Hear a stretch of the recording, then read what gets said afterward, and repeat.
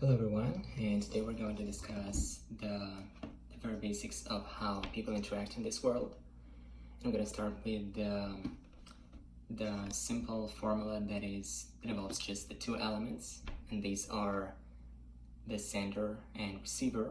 Basically, when we interact with somebody, either in a live conversation like one-on-one or with a group of people, there's always at least one sender and at least one receiver.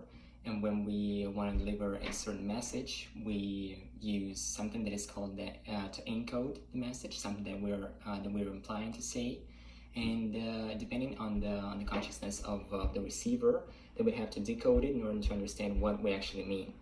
And when we do it, we have to keep in mind that this process usually involves something that is called deletion, generalization, and also distortion. These are the three elements of the meta model of the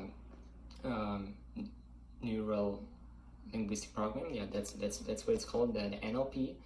And basically something that we wanna say in our mind through our thoughts and what we're actually saying using our verbal ability. These are slightly different things, and the way how others would perceive that would be slightly different to what we are thinking and then verbally saying, and what others would perceive.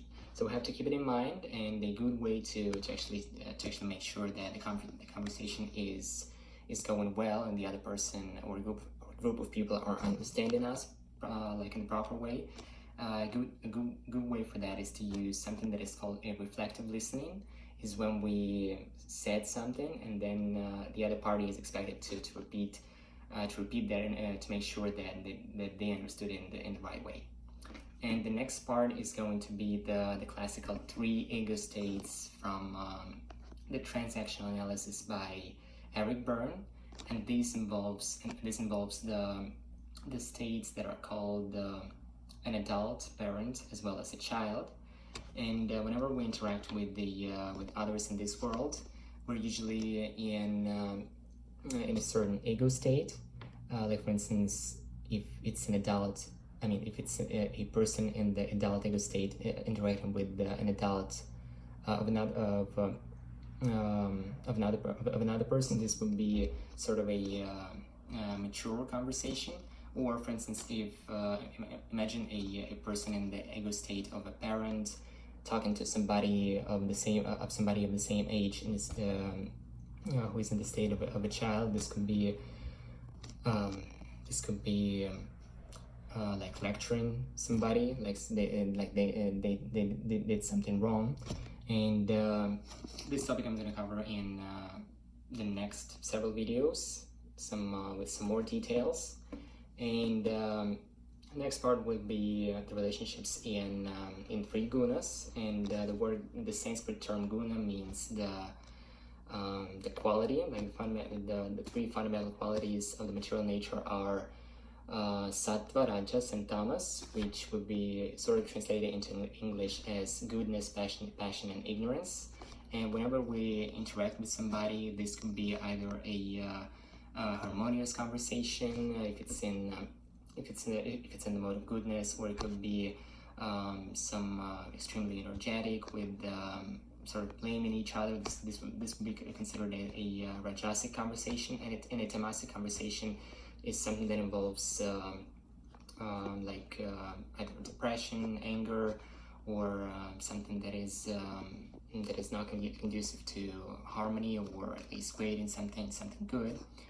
And the next part will be like the five layers of consciousness, and this is something that is in Vedic philosophy called the Pancha Kosha, which means the layers of consciousness. And the first of them would be related to perceiving oneself as a physical body. The second one will be perceiving oneself as the one who has the senses, and a person would like to gratify the senses. And the third level will be in relation to the one's mind, in terms of getting the comfort getting the mental comfort. The fourth of them will be aiming at intelligence and self-development, and the fifth level is someone that is something that saintly persons have. So basically, that is love towards God. This is understanding oneself as a soul as well.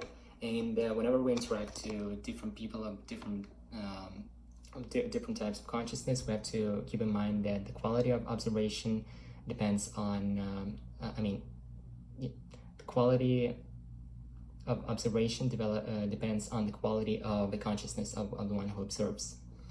And another concept of interacting with others would be relationships with those who are superior or elder, with those who are on the equal level with us, and those who are either younger or on the subordinate level for us.